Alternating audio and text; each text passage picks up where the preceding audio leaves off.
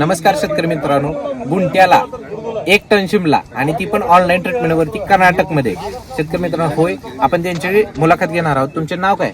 सौरभ बाईके, गाव? हिरेकोडी. हिरकोडी. किती गुंट्याचं हे क्षेत्र आहे? हे 14 गुंठे. किती टन आतापर्यंत गेलेले? 13 टन. ऑनलाईन ट्रीटमेंट आहे हा, बरोबर? हा, बरोबर. कितीदा प्लॉट वरती मी व्हिजिट आलोय? आता पहिला जमा. आता पहिले टाइमच. काय वाटतंय ऑनलाईन ट्रीटमेंट आणि ऑफलाईन ट्रीटमेंट मध्ये काय बदल वाटतोय का? काय नाही, म्हणजे सेमच आहे, सेमच. उत्पन्न निघते. अनुपय निघते. बरं, ह्याच्यामध्ये थ्रिप्सचा खरड्याचा वगैरे काय प्रॉब्लेम आला का तुम्हाला? काय नाही, ऑनलाईन ट्रीटमेंट असून सुद्धा काही प्रॉब्लेम आलेला नाही, बरोबर? बरोबर. गुंट्याला 1 टन उत्पन्न निघलं, अजून किती निघू शकते? आता 4 टन बरोबर निघू शकतो. आता 13 टन झाले, म्हणजे अजून 17 टन, म्हणजे 20 टनापर्यंत तर सहज पोहोचता येईल. कारण प्लॉटची कंडिशन पाहता पहिलं वर्ष आहे, त्यांना अंदाज नाही. 2 महिने तर सहज टिकू शकतोय.